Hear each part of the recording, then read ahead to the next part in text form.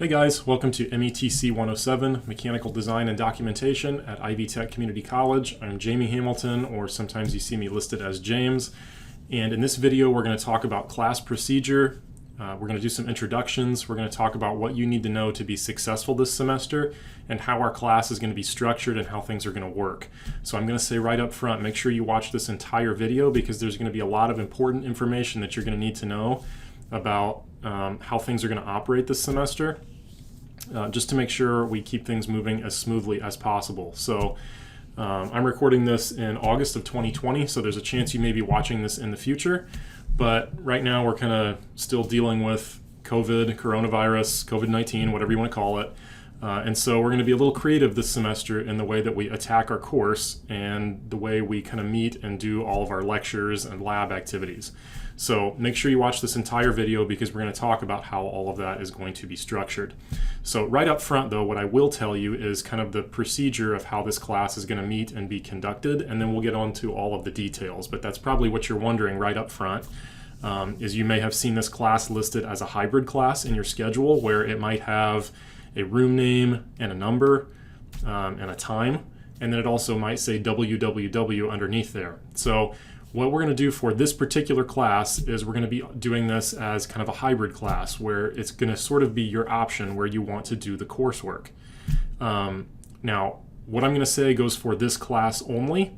So I'm doing a lot of my classes differently depending upon the course and what has to be done in that class. So this format applies only to this course. If you have me for another course, make sure you watch the video for that course also, because depending on what the course is, we might have to do the structure a little bit differently and the meetings may look different for the class. But for METC 107, if you're taking this class in the fall or possibly in the spring in a future semester, in a 4-hour time block, you are going to decide basically, do you want to do the course online or do you need to come into campus to get access to resources? It is totally up to you. So for instance, in the fall semester, I'm teaching 2 sections of METC 107. We have, for instance, a Monday night section at 6 p.m. and then we have a Tuesday afternoon section at 1 p.m. So if you need to come to campus, we do have a room reserved. That's what you see on your schedule. We have a room reserved with computers for a 4-hour time block once a week for your class. So do you need to come to campus? Do you have to come to campus? For this class, you do not.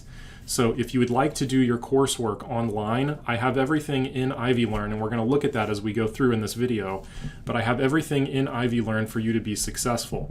So it's sort of up to you how you want to do this class. If your computer is really slow or you don't have a computer, or maybe you're having difficulty with some of the assignments, you can come to campus during our time slot and use the technology that we have on campus here. Or if you need help with something, you can email me and let me know you're going to be there, and I'll make sure that I'm there to help you with something, okay? Now I will tell you the on-campus meetings for this class, I will probably be there occasionally, but I'm not going to be there for all 4 hours every single time because I'm also doing this coursework online at the same time or virtually to make sure that our hybrid structure works. So I will make sure the room is unlocked and available for you and you can get in and use the computers. I may not be there the entire time though. So if you do definitely need help with an assignment, make sure you email me or contact me so that we can arrange to meet there at the same time. So if you come to campus also, currently our policy is that you have to have a mask. So, you know, you're probably used to that, but you got to have one of these deals, okay? You will have to wear it on campus, so just be prepared for that. If you have one, bring it with you. You will have to have it to come in and use the lab on campus. Also, if you wear this to campus, please make sure you're wearing it properly. I see people at the grocery store doing this, okay? If your nose is hanging out, it defeats the purpose. So when you're on campus, you have to have the mask. It has to cover your mouth and your nose like this, okay? So please don't wear it with your nose hanging out or the people that walk around doing this. This doesn't count, okay? So make sure if you come to campus to use the labs and you decide you would rather do the work on campus and use our equipment rather than your laptop at home, make sure you have a mask. Also, I don't think I need to say this, but I'm going to anyway. If you have been feeling ill or sick anytime, please don't come to campus. If you feel like you've been sick within the last week, please do not come to campus.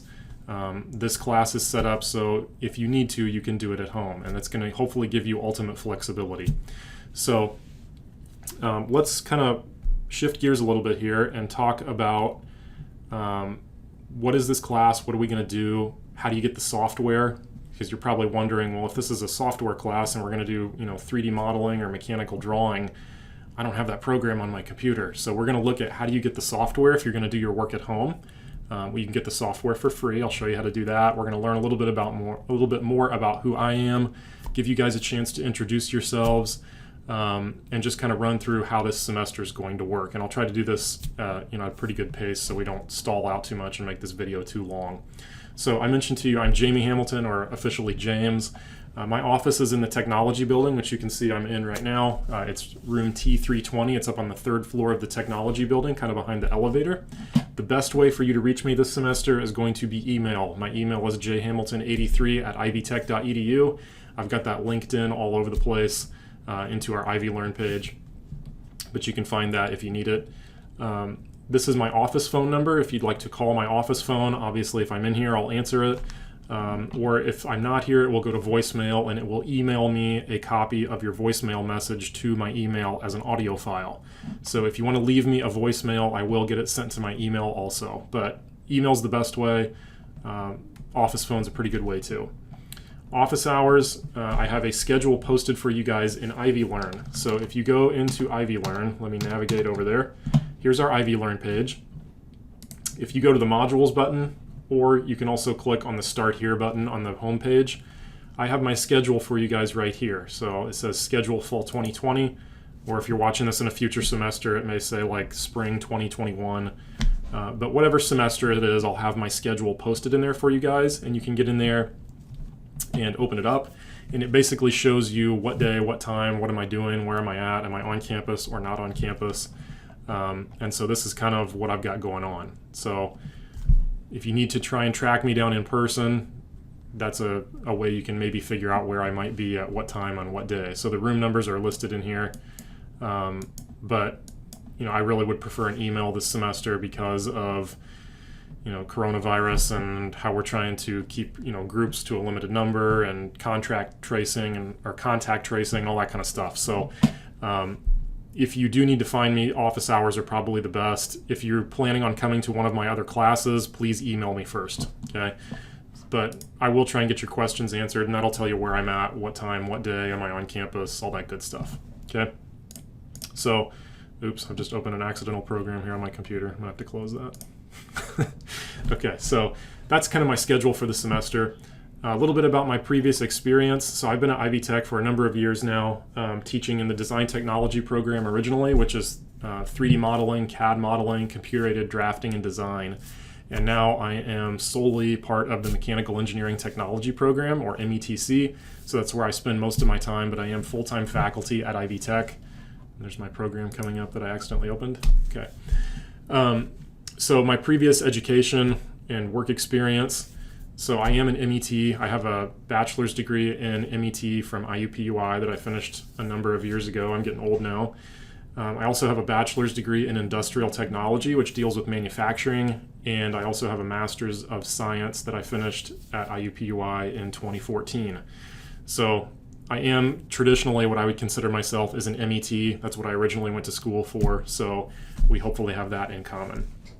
So in my previous work experience, I've worked in manufacturing and architecture as a practicing engineer prior to coming to Ivy Tech.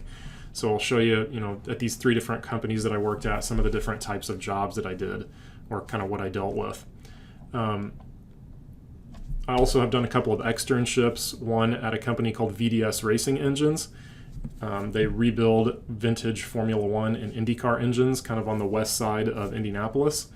And then I've also done some work with a company called Online Resources, and they're a 3D scanning company.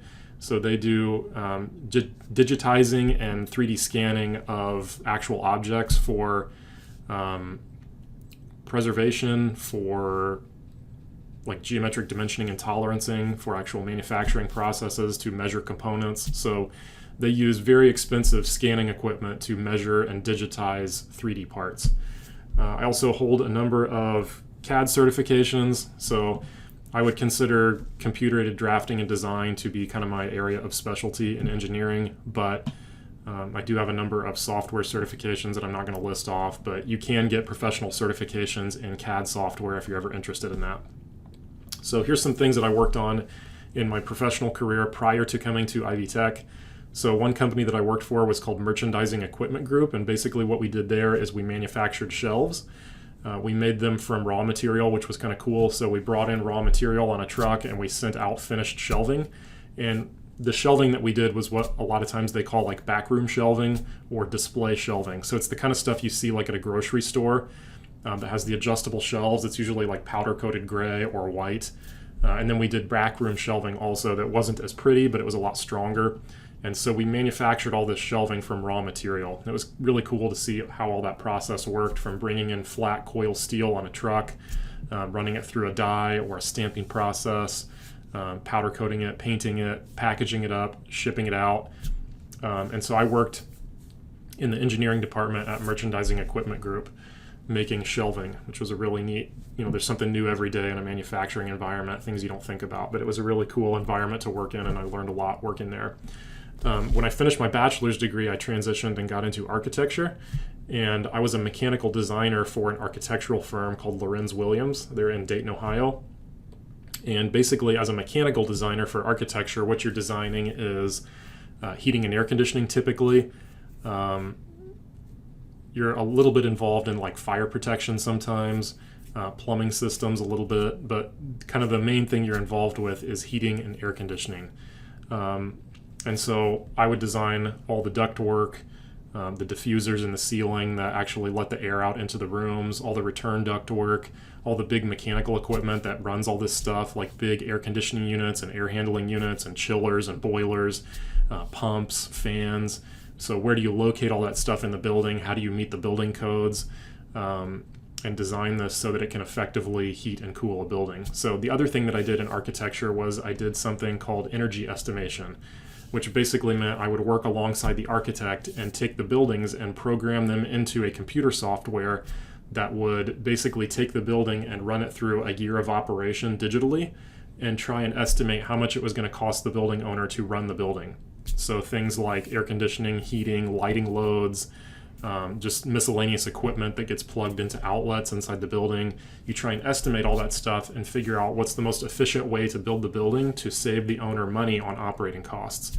And so what I would do is take these buildings and program them into the computer and then go back and tell the architect, hey, instead of spending extra money on wall insulation, let's take that money and improve the shading on the glass. Or maybe let's try and get a glass with a little bit higher tint in it to reflect some of the sun because there's so much glass in this particular building and the glass all faces south. Or maybe we need to, because of the surface area of the building, our money is better spent instead of on walls and glass, let's spend it on roof insulation.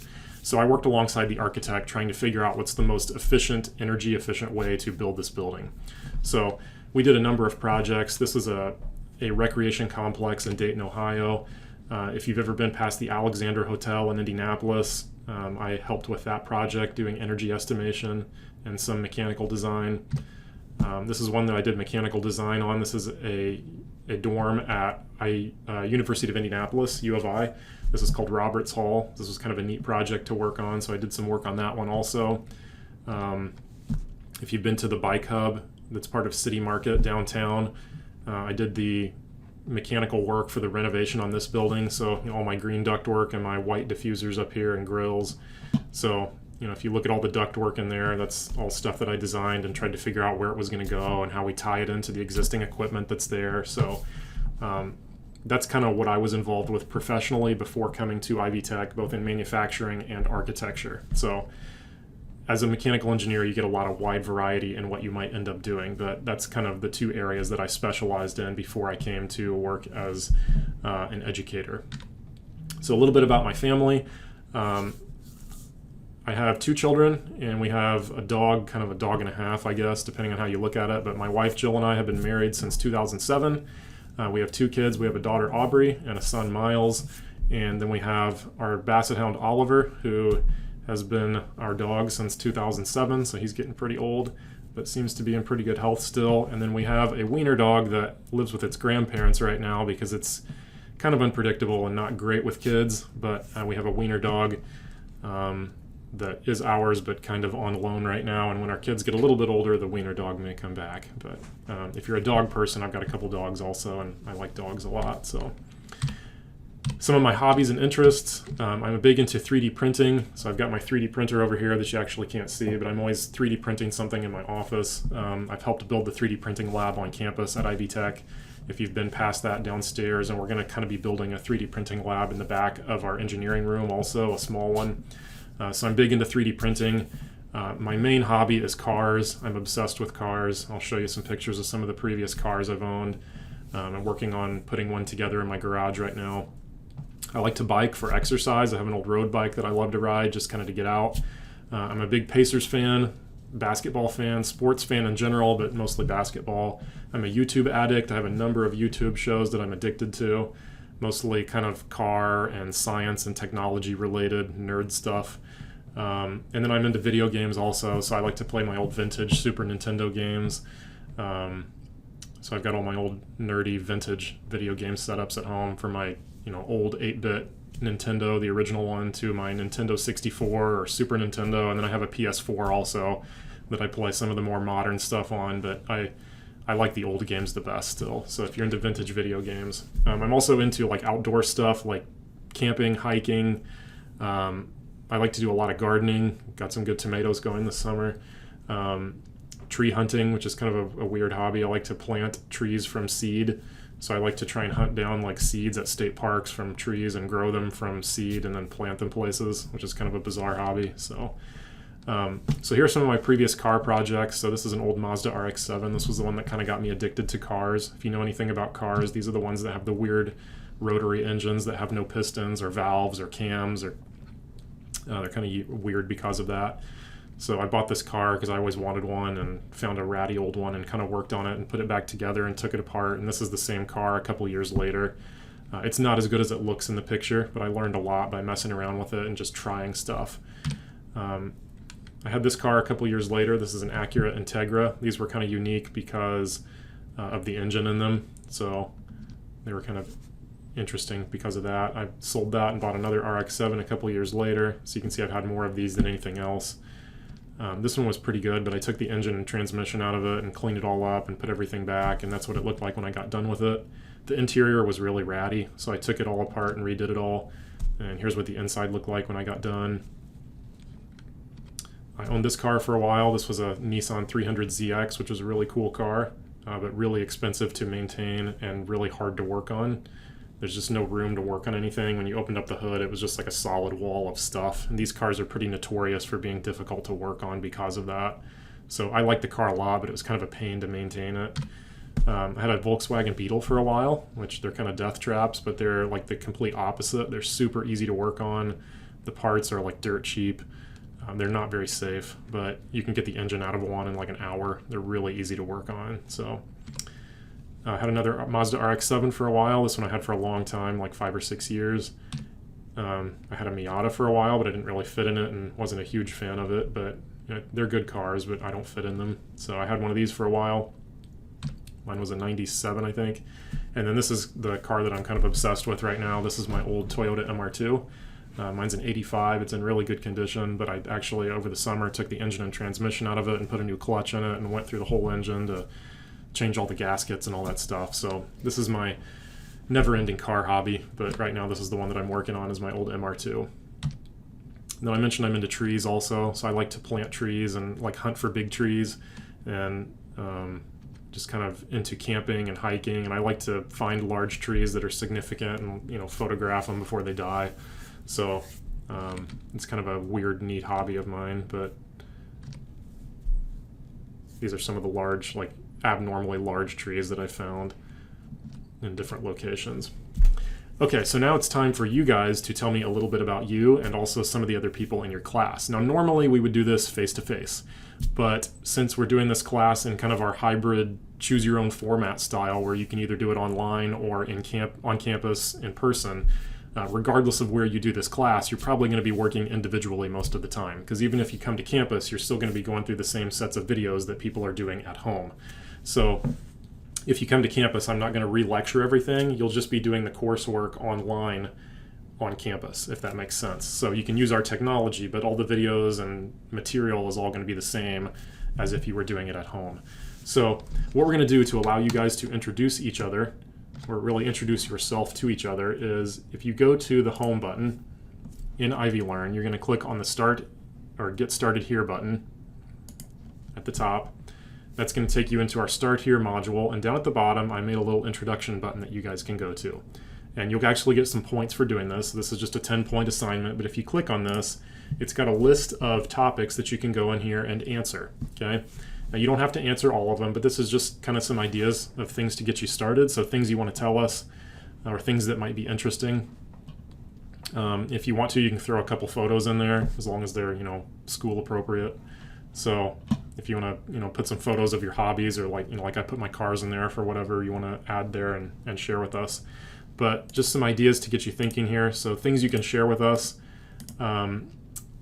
Normally, again, we'd be introducing somebody else, but you're just going to tell us, what you're doing at Ivy Tech, what degree are you going for, are you a full-time, part-time student, maybe where were you born, some of the other things, like do you have a favorite object, have you met anybody famous, where do you work, if you had a time machine, when would you want to go to and why, is there any, weird things that are like a claim to fame for you, do you have a famous relative, do you hold any records in anything, do you have kids, pets, do you have a strange hobby? So just introduce yourself to us, and all you'll do is go in to Ivy Learn and just type your reply in here, just a short little paragraph. If you want to throw a photo in there, great.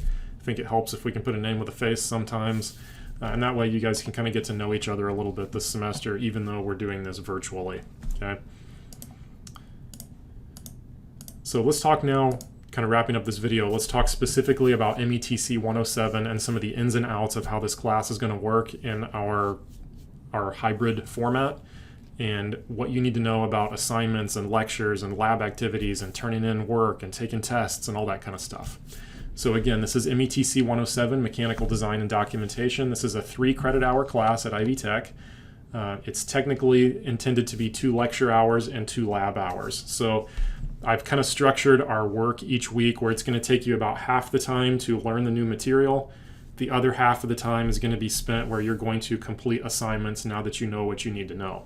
So I would say plan out about 4 hours a week to get everything done for this class.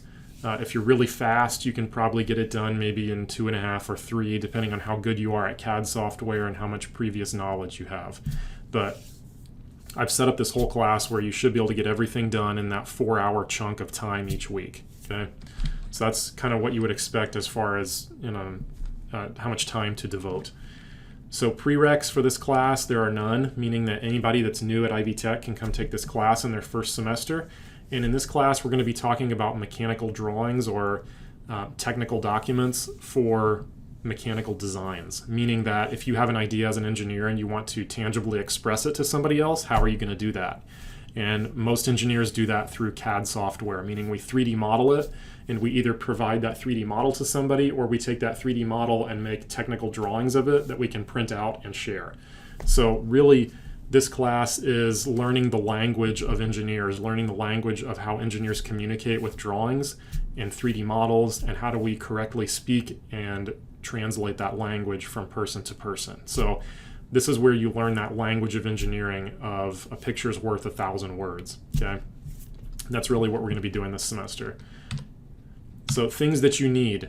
What do you need to be successful? Well, obviously you need a pretty good computer. So if you have your own laptop or computer at home and it's, reasonably fast, if it's, 2 or 3 years old, you should be okay.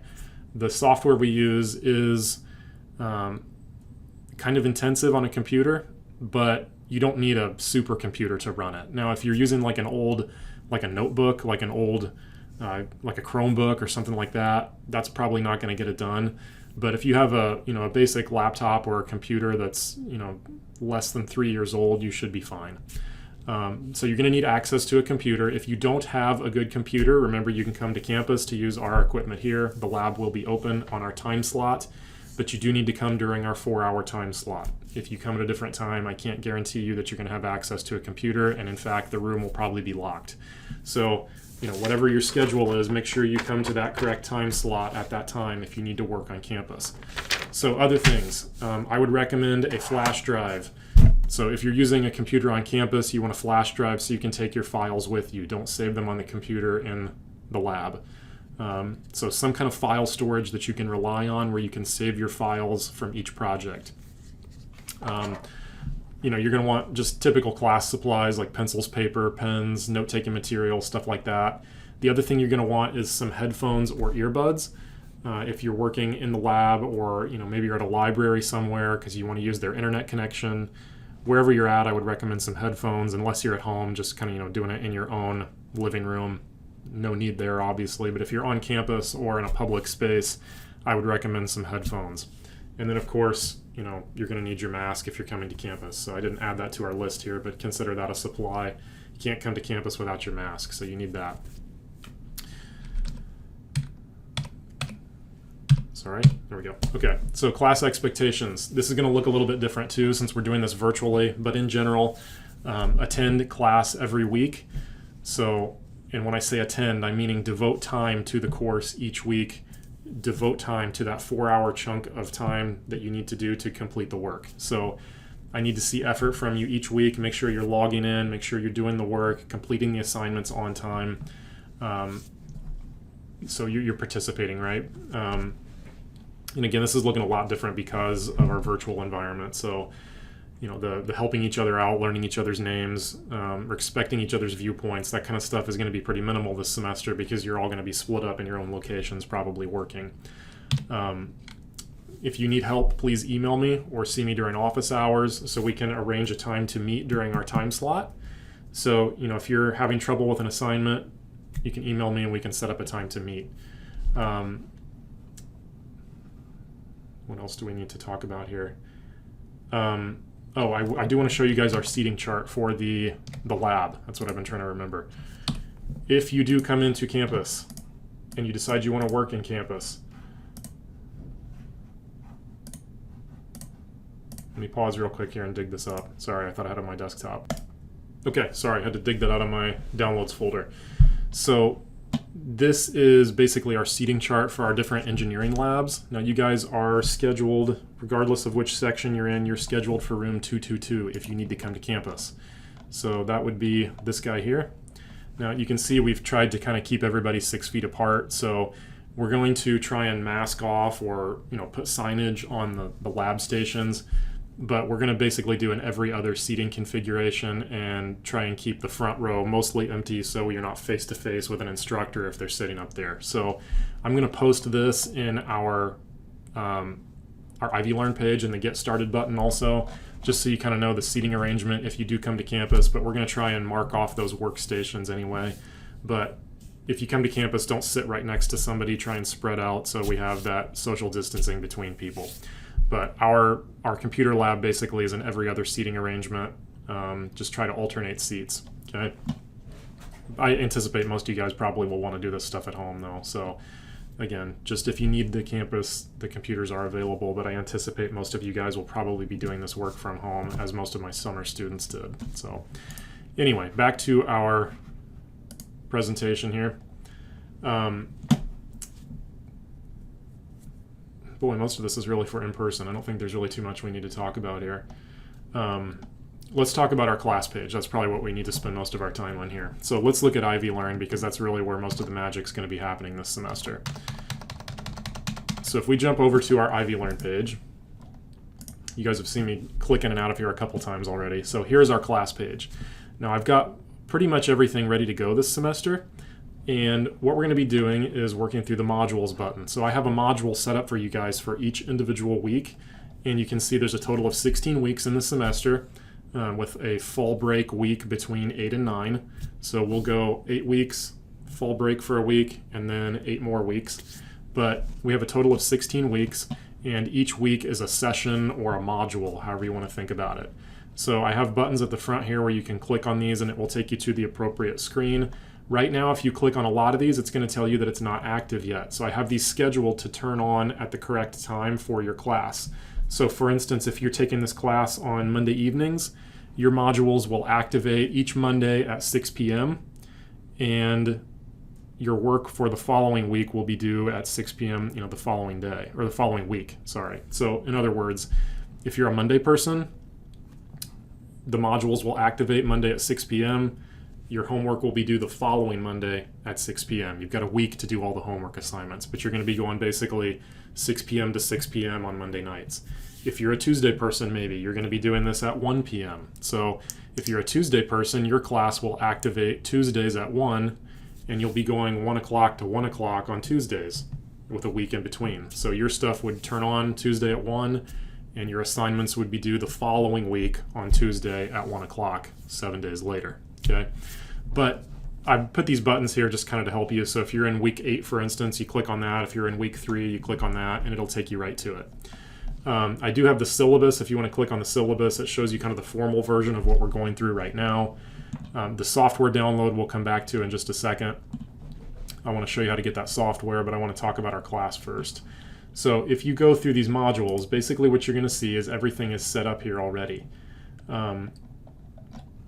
I have some templates and things in here that we'll get to later. So these you'll need eventually, and you'll know when you need them. But for right now, they're up there. Just remember that they're there. I've got some extra workbooks and handouts and textbooks, and we'll kind of refer to these as we go through the semester. So again, that's just a resource that's there for you. Just kind of know that it's there for right now. You don't need to go through there and read everything, but those will be there as you need them. And then the sessions here, the modules, this is really where the magic is going to happen. Now your screen's going to look a little bit different than mine because I obviously have full access to everything all semester, but you guys will see that I have done a couple things here. I have the modules automatically unlocking at the correct time. So I'm looking at my Monday class right now. Tuesday people, you'll see something a little bit different here. But these modules will automatically unlock each day at the correct time, and you'll have full access to everything. The homework assignments are already in there, and they have a due date in there that will let you know when the assignment is due. Now remember, these are all due at 6 p.m. the following week, okay? So for instance, session 1, our class is going to start on August 24th at 6 p.m. And again, Tuesday people, your times are different, but it's going to start at 6 p.m. This week will become active. You can watch the lecture, you can go through the PowerPoint, read the homework assignment instructions, and then you have a week to complete that homework assignment. The homework assignment is due at 6 p.m. Now, if you turn in an assignment late, it will let you go through and complete the assignment still, but it's going to give me a notification in my grade book that you did the assignment, but it's late. So what I do with late work is if you complete it late, I'll grade it still, but it's going to be half off. So you'll get 50% of the points if you do it late. If it's more than a week late, I won't grade it because I think that sets a bad precedent for people in professional settings to procrastinate. So if you don't do it within 2 weeks, I'm not going to grade it. Okay? If you do it the first week, you get full points. If you do it within the second week, you get half the points. If it's more than a week late, I'm not going to grade it. It'll be a 0. Okay? So heads up on that, but the due dates for every single assignment all semester are listed in here. Okay? And everything's going to turn on and off. So this is all pretty automated. Now I will tell you the lectures are all recorded in here, and I've gone through and set them all up already. I may redo a couple of them throughout the semester, but you're going to be watching me do the lecture in video format. Now the time of these may jump around a little bit, like I've recorded them at different days at different times, but for what you guys are doing, it should all make sense and flow very nicely. But you may see, I may be in different locations, like some of them I've done in my office, some of them I've done at home in my basement, some of them I've done in my garage at home. So you're going to see the backdrop change probably, but we're going to be doing the same work. You'll probably see my hair grow and shorten, and I may grow a beard at some point, I don't know. But just know that the videos are from different time periods and different snapshots during the last 6 or 7 months where I've recorded these and kind of populated them all in there. But basically what you'll do each week is you'll click on the lecture, and it will take you to the YouTube video for that lecture. This is getting really weird now because I'm watching myself in a video as I'm making a video. But you'll go through, you'll watch the lecture, and it's going to have all the info in there. I'm going to be down in the corner telling you what to do the whole time, and we're going to learn about all the topics each week. Okay. after you watch the lecture, then you will go into your homework activity. Now, most of the homework activities I've made videos for also, once we get into the CAD software. So for instance, like, if we get into like week 3, that's where we really start hitting the CAD software very heavily. You're going to have a lecture video where I teach you about using the CAD software, and then we're going to have a homework video where we work through like 3 practice assignments together. And what you're going to see in these homework videos is these are very step-by-step. So I'll actually open up the software and go through it and show you every step, every click, everything you need to know to complete the homework, okay? So I've really had really good results with people using CAD software in this format. So I don't anticipate you guys are going to have a ton of questions this semester, mostly because I've had good success with this before and we've already worked through these together. And so I'm showing you basically how to complete the assignments. But if you can't get it to work for some reason, you can always contact me. I am here if you have questions, but I don't anticipate you guys will have a ton.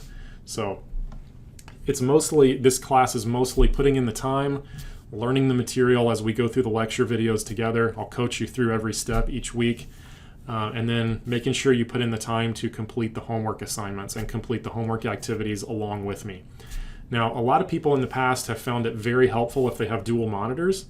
Like I have a dual screen setup in my office, which is great for doing tutorials where I can have the instructional video on one screen and then my CAD software on the other. If you have the ability to hook up your computer to a TV, a lot of students have done that in the past where they'll take like an HDMI cable and run their laptop like as an extended second screen to their TV. So maybe they'll watch the lecture video and the homework video on their TV while they have the CAD software on their computer, and you can kind of use your laptop as an extended screen on your TV. So a lot of people have had good luck with that. But if you have dual screens, it really helps doing this, and you can kind of go back and forth that way and not have to constantly switch windows. So if you have a dual screen setup or a TV that you can extend your laptop to, that makes this way better. But that's just kind of how it will work.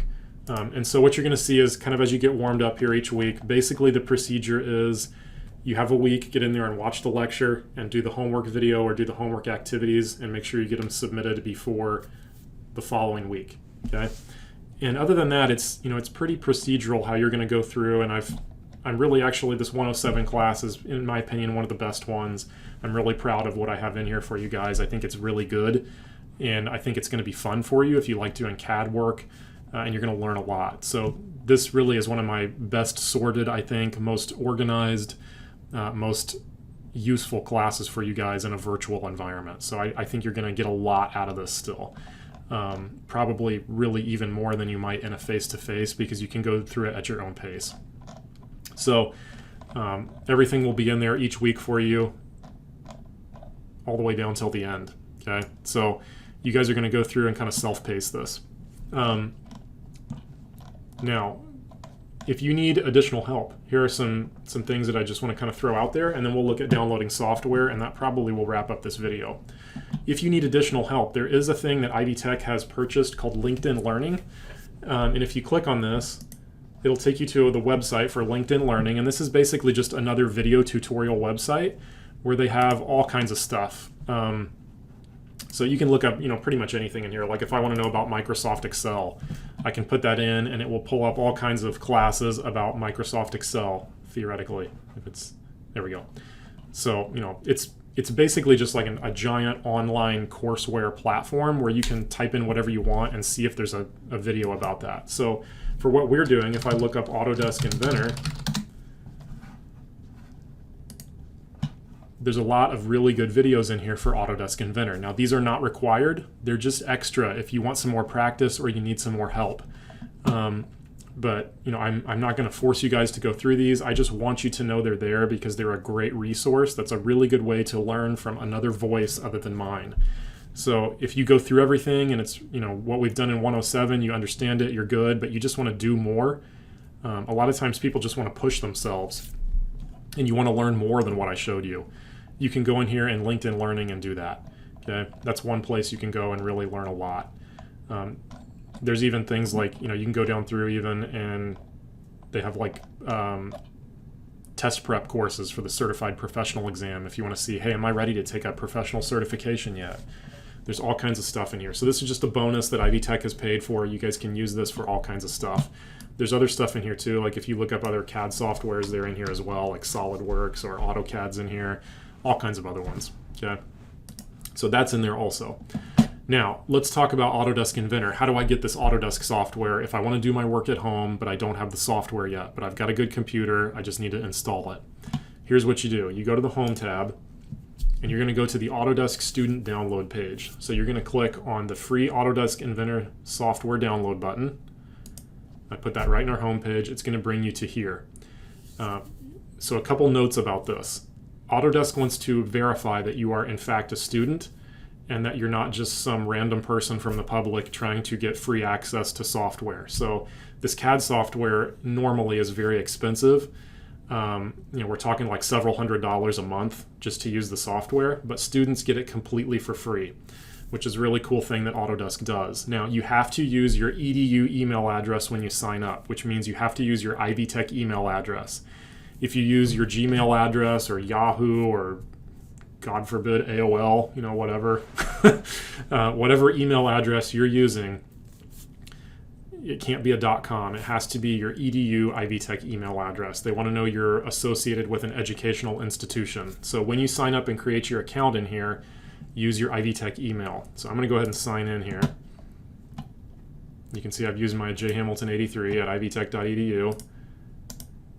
Autodesk is also really big on the 6-digit verification codes. So you want to put your email or your phone number in there also, because they're all the time going to send you these 6-digit codes where you may have to get in there and type the code in. So let me do that really quick here.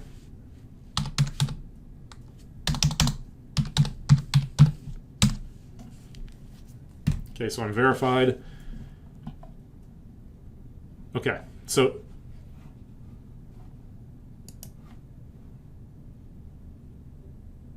you may see this also potentially. Okay, so there may be a screen where they ask you to verify that you're a student. I think it's random, but like maybe every, 20th person, it seems like they, even though you use your EDU email address, they want to verify that you're a student, and they'll ask you to upload supporting documentation. If you get randomly selected as a person that needs to upload supporting documentation, what you can probably do is just go to your Ivy Tech schedule and just screen grab it and print it out. So for instance, you could go like to My Ivy. So let's say you go in, you set up your Autodesk account, you put in your EDU email address, you register, you go to download the software, and it says, oh, we need additional verification that you actually are a student. Here's what you can do. You would go to your student schedule. So you can go like to student dashboard, and mine looks different than yours, but you can go in there and see like, what's my schedule for the semester. So wherever you guys get to that, my screen is obviously much different than yours, but go to your student schedule. So I'm just going to pull up a course schedule here because I don't personally have a schedule. So I'm just going to pull up our 2020 METC fall schedule just as an example of how you can do this. All right, so let's say this is your course schedule. If it is, I'm sorry that you're taking this many classes, but let's say Autodesk wants verification that you're a student. What you can do is just take this screen that shows you're actually enrolled, and I like to use the snipping tool in Windows. It's part of Windows, so if you don't have it, just search it out in the little magnifying glass down here, the snipping tool. It's a great little add-in to Windows, and basically what it lets you do is you can take your screen and just do a screenshot of it. Just drag select the whole thing, and it turns it into a photo that you can then save on your desktop, and you can call it like Jamie Hamilton Ivy Tech schedule fall 2020. Okay, then you can take that image and upload it to Autodesk's website, and I think usually like within a day they will go ahead and verify that you're a student and give you access. Now, that may not happen. You may not even have to go through this process. You may just sign up with your email and you're good to go. But if it does, that's how you can verify that you're a student for Autodesk and get the software downloaded still. Okay, so let's go back to the Autodesk website. Let's say you've gone in there and you've registered and you're good to go. We're going to go in here to download the software. And the version I would recommend is 2020, okay? Don't download the 2021 version yet because they haven't worked out all of the bugs in it, that it may have some weird glitches in it still that they're trying to work out the kinks in. So I would recommend you download the 2020 version of Inventor Professional. So you're going to go Windows 2020 English, install, accept, and it will download this little Autodesk downloader client thing and start to install. And from there, it's pretty painless. It'll go through and register everything and kind of do it all on its own. But at that point, you'll click on this, install it, and it should go through and give you the full working version. Now, make sure you have a good, stable internet connection when you do this. It's probably going to take anywhere from 40 minutes to an hour to download this and install it all. So just make sure you got a good, stable internet connection, and you should be good to go. But download the 2020 version of Inventor. You don't want 2021 yet, okay? So that's how you can get the software for free. If you come to campus, it'll already be on the computer, and you don't need to install anything. You can just log in, click on the icon, and you'll be good to go. But if you want to get it for free on your computer at home, that's how you can get a free 3-year license. And I think you can install this on up to 2 machines. So if you have like a desktop and a laptop, you can put it on both of them with the same license number. So hopefully that helps getting the Inventor software.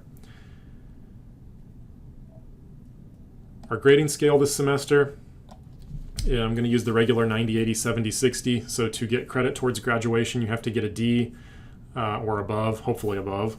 And then I believe if you want to transfer this to a 4-year school, I think you need a minimum of a C. So just make sure you're keeping track of your grades all semester. I'm going to try and keep your assignments up to date in the grade book as much as I can. But every once in a while in Ivy Learn, make sure you hit that grade button and see what your grades look like. And then again, our grading policies, I kind of told you this already, but assignments are due 1 week from the day they're assigned. So you get basically 7 days to do everything in each module. So I'll turn it on. It's due the next week at the same time. Okay, so you're either going 6 p.m. to 6 p.m. on Mondays or 1 p.m. to 1 p.m. on Tuesdays. But remember that your assignments are due at the beginning of class the next week. So don't wait till the last minute, okay? If you do get something done late, I'll give you half points for it.